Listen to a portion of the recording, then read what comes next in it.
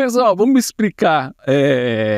Começando com o Hélio Beltrão. Hélio, eu queria que você explicasse para a gente, falasse, até comunicasse quais essas mudanças que o 2025, claro que foram mudanças gestadas e pensadas ao longo de 2024, mas o que a gente tem de novo na estrutura do Instituto Mises para esse ano de 2025? Excelente, Adriano. Eu acho que é uma mudança importantíssima, que é o momento em que eu estou deixando a administração direta do Instituto e ficando apenas no Conselho de Administração. Como você sabe, o Conselho se reúne só certo número de vezes por ano, e o Sérgio está assumindo como o CEO do Instituto, né? Então, eu acho que vale a pena, talvez, voltar um pouquinho desde a fundação para a gente entender como evoluiu. Fazer essa retrospectiva administrativa do Instituto. Eu acho que foi muito bacana como a gente desenhou o início do Instituto, porque a gente já fez uma governança na partida. Eu estou falando a gente, como fui eu mesmo, tá? Porque eu que escrevi o estatuto, eu que pensei nesse negócio. Mas eu busquei fazer uma estrutura que fosse robusta, que sobrevivesse o teste do tempo. Então, mesmo sendo uma limitada, eu coloquei lá um conselho de administração, eu coloquei lá um conselho fiscal para checar as contas, e eu coloquei um outro dispositivo que eu acho que pouca gente sabe como funciona, mas eu li toda a lei das associações, então eu descobri que existia certos dispositivos que a gente deveria usar, que é a questão da cota patrimonial. O que é a cota patrimonial? Todo instituto ele tem um certo dilema, Adriano e Sérgio, porque ele é formado por pessoas inicialmente. Os membros fundadores, né, vão lá e fundam o instituto, e eles geralmente estão envolvidos com o instituto. Beleza, então faz sentido que cada um deles tenha, vamos dizer, um voto nas assembleias do instituto, que é onde você decide tudo, né? Acontece que um instituto primeiro, não depende só de mão de obra, ele precisa ter dinheiro, e muitas vezes aqueles fundadores podem se distanciar e não participarem mais do Instituto. E aí passa ao longo do tempo não fazer sentido que certos membros fundadores tenham voto, etc. E também, se o cara que bota dinheiro e quer contribuir, ele quer ter, de alguma forma, alguma voz. Se é uma doação de R$50, R$100, não, mas se o cara quer botar, sei lá, R$3.000, R$4.000, muitos deles eles gostariam de ter alguma voz.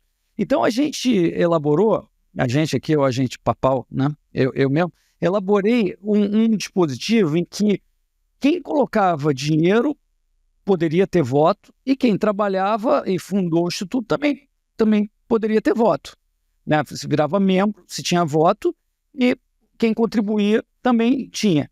Então, eu desenvolvi uma forma de definir que uma cota patrimonial era 3 onças de ouro, que hoje são $9.000. O ouro bateu o recorde, como vocês sabem, $3.000. Então, 3 onças de ouro, $9.000, um pouco mais de R$50.000. Quem botar um pouco mais de R$50.000 no Instituto tem direito a ganhar um voto, assim como qualquer membro do Instituto tem um voto. Então, isso é uma forma de equilibrar meio quem trabalha e quem bota dinheiro, né? Então, o Instituto já nasceu com essa forma. E aí, o Conselho de Administração, ele não tinha como ser muito diferente. Ele era de maioria da própria administração. Eu era o presidente do Conselho, mas o Conselho era formado por gente que estava na administração, que não é o ideal, mas quando você está começando, não tem muito como ser, porque você não tem como atrair gente que vai ser conselheiro, você quer convidar.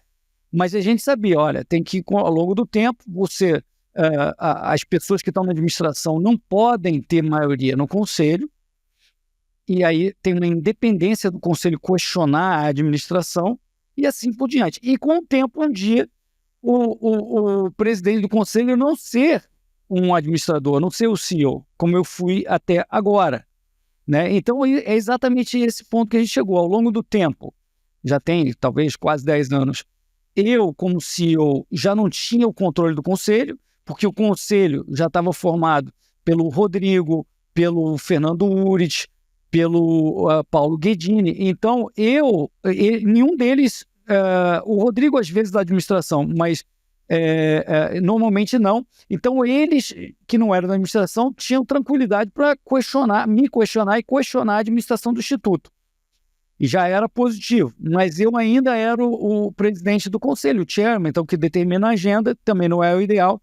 E agora a gente chegou a um momento em que, vamos dizer, o cordão umbilical comigo, que fui o principal fundador, que fui o presidente, o chairman durante tanto tempo, já não existe mais. Agora eu posso reclamar à vontade de você, Adriano, você, Sérgio, porque eu só estou no conselho.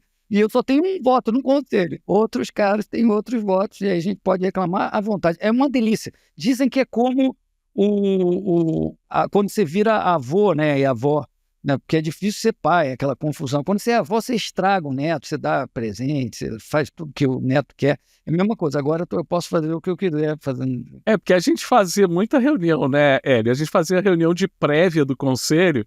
Aí você falava, vamos falar assim, vamos fazer assim, vamos apresentar assim, vamos justificar assim pro conselho e tal. Aí era uma coisa assim, né? Aí depois você apresentava para você mesmo, claro que tinha outros conselheiros e tal, mas agora... Não era para mim mesmo, porque eu já tinha, como eu falei, há 10 anos, outros 3 caras que eu não mando, né? Então não era propriamente para mim mesmo, mas eu tinha um voto em 4. Aliás, agora serão 5. O Raduan já foi eleito mais um membro do conselho. Então, recapitulando, o conselho hoje do Instituto sou eu, o Rodrigo Marinho, o Fernando Urich, o Paulo Guedini e o Raduan Melo, que está entrando também. Um baita conselho super qualificado, que conhece o nosso negócio, o negócio do Instituto, essas ideias, que conhece até da administração do Instituto, no meu caso, que fui da administração, o Rodrigo conhece, o Raduan também já foi da administração. Então, eu acho que é um conselho super bacana que tem tudo para agregar valor ao Sérgio e a equipe, né? Vocês dois e o resto da equipe que estão agora carregando o piano, e o Instituto fica assim, vai para uma nova fase, uma fase de muita independência, uma fase de profissionalismo ainda maior que a gente já vinha conquistando. Então, eu acho que é um momento muito especial. 2025 é o ano de uma nova virada do Instituto e um desafio grande para o Sérgio e a equipe. Ô Hélio, você falou só para a gente explicar para a nossa audiência, você falou do Conselho Fiscal, também temos Conselho Fiscal. Você falou que tem o Conselho Fiscal e o Conselho de Administração. Fala rapidamente o que é esse Conselho Fiscal, quem que é. O Conselho Fiscal, em qualquer companhia, isso também é uma coisa que limitada, nem sempre isso existe, e a gente colocou lá, né, desde o início.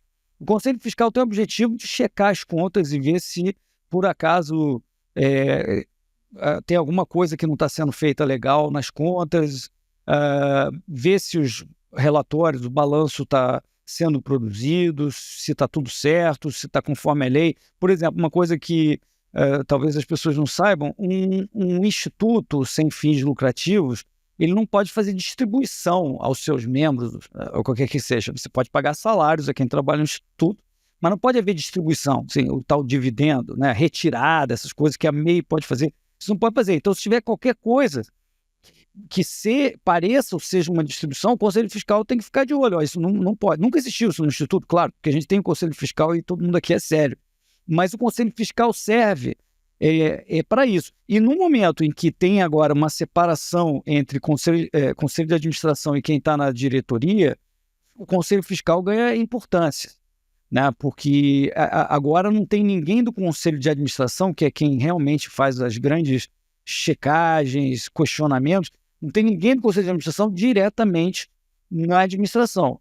Então é muito importante que o Conselho Fiscal faça o trabalho. E aí no Conselho Fiscal a gente tem o Eric, nosso grande contribuidor de tudo, até de fio, de internet, várias coisas diferentes. O Eric sempre ajuda a gente desde o início. Me lembro, poxa, a conferência que a gente fez, ele sempre ajudou, está sempre ao lado, é um parceiraço. Eric, Rodrigo Marinho, e o terceiro é o Gianluca, que hoje ele está morando nos Estados Unidos, está na Goldman, mas ainda está no Conselho Fiscal, né? Então, essa é a outra composição. Então, o Conselho Fiscal olha contas, olha pagamentos e tal, né? Checa isso. Não é O conselho de administração é que discute estratégia, questiona o management e sabe se o management está indo na direção certa ou não, ou como é que é, e escolhe a diretoria, em última instância, né? E nós escolhemos o Sérgio para ser o nosso próximo CEO.